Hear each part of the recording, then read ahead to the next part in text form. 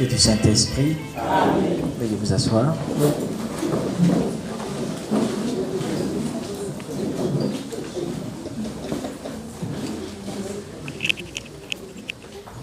Alors, frères et sœurs, je vous salue.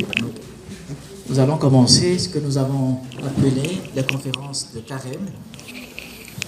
Et vous savez que c'est un atout parce que dans ces conférences-là, nous apprenons beaucoup de choses.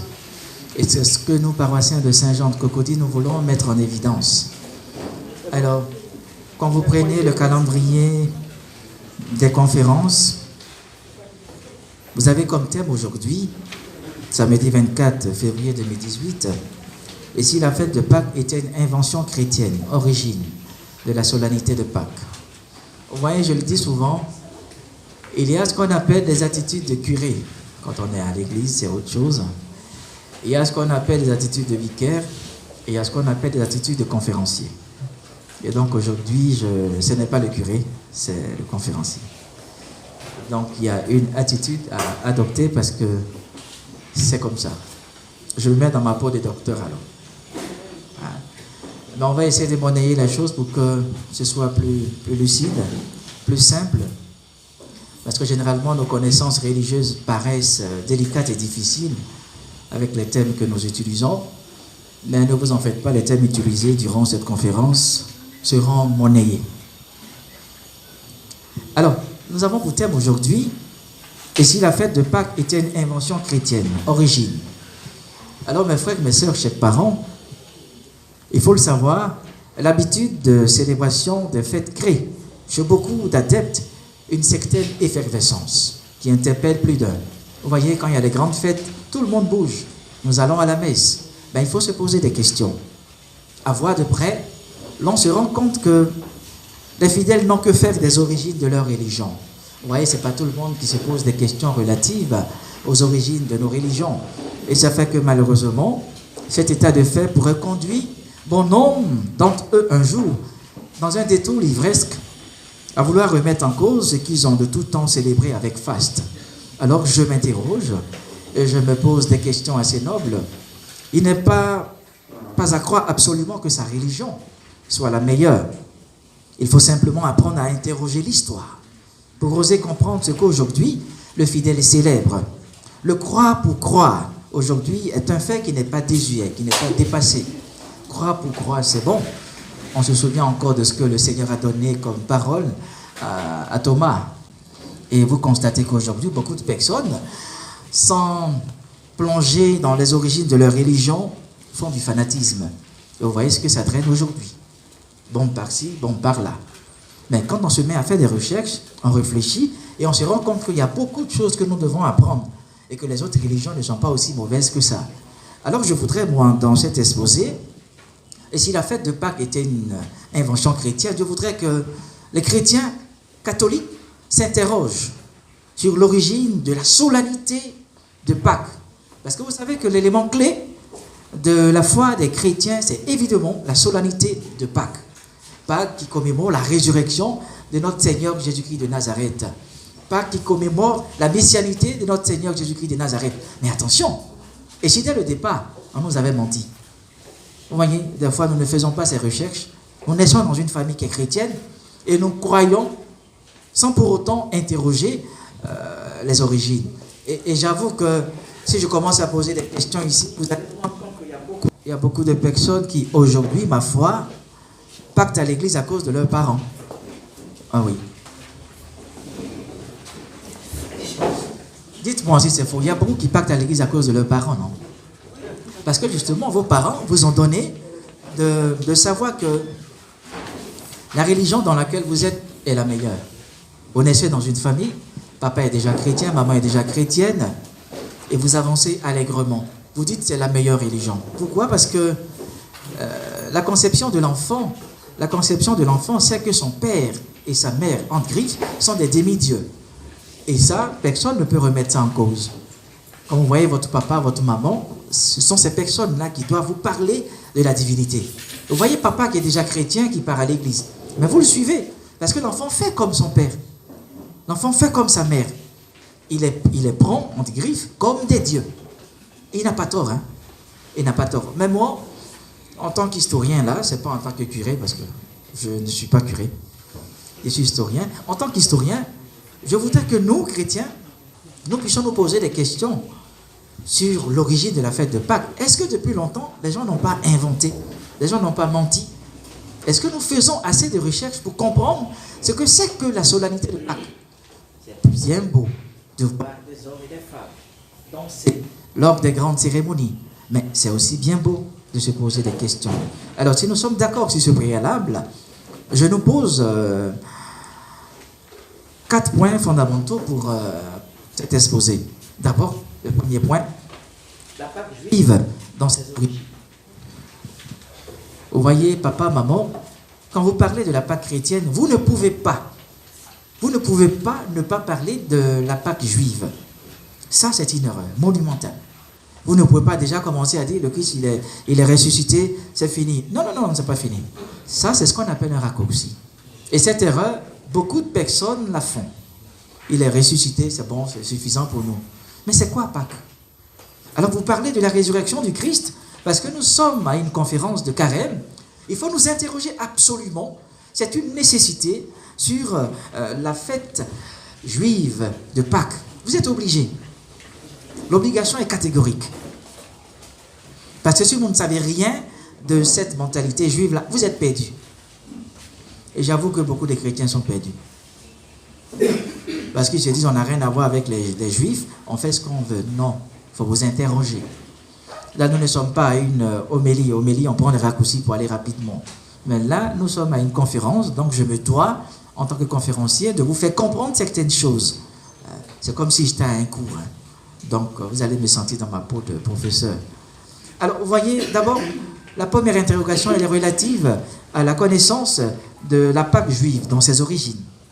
La deuxième interrogation, elle sera relative, évidemment, à l'accomplissement de la Pâque juive par Jésus-Christ de Nazareth. Comment est-ce que cet homme qu'on a connu, on a connu son père, on a connu sa mère, comment est-ce que cet homme-là vient accomplir la Pâque juive? Et comment est-ce qu'on parle maintenant de Pâque chrétienne?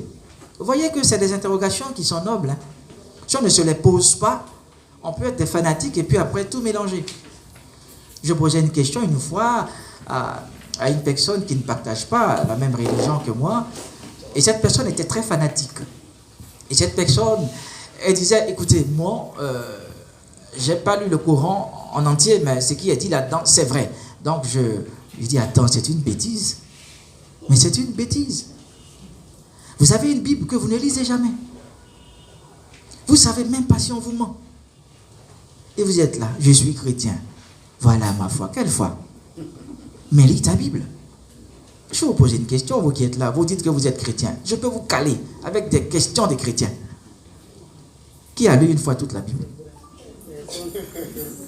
Non. Vous voyez que c'est des choses bêtes, mais qui ont une certaine profondeur. Et cette erreur, beaucoup de personnes la font. Ah, le Seigneur m'a parlé, donc le Seigneur est vrai. Attends, l'Esprit malin aussi, parle aux gens. Qui a une fois lu toute la Bible ici? Vous voyez, ça fait rire déjà. Ça veut dire que vous tous qui êtes là, on peut vous mentir. Vous faites du suivisme. Vous faites du suivisme. Il faut lire toute la Bible. J'ai ma Bible là en main. Généralement, on ne la lit pas. Et nous avons des sanctuaires où se trouvent des Bibles, mais poussiéreuses. Nous sommes à une conférence, nous serons assez véridiques pour choquer la foi, parce que, ma foi, j'ai l'impression que vous croyez en des choses que vous-même, bon, vous n'avez même pas pratiqué. Je vous demande, à la fin de cette conférence, de prendre vos Bibles et puis de lire. Ça commence par la Genèse et ça se termine par le livre qu'on appelle l'Apocalypse. Encore que pour vous arranger, on a enlevé certains livres. Sinon, c'était plus que ça. Donc, ceux qui n'ont pas encore lu là, il n'est pas tard.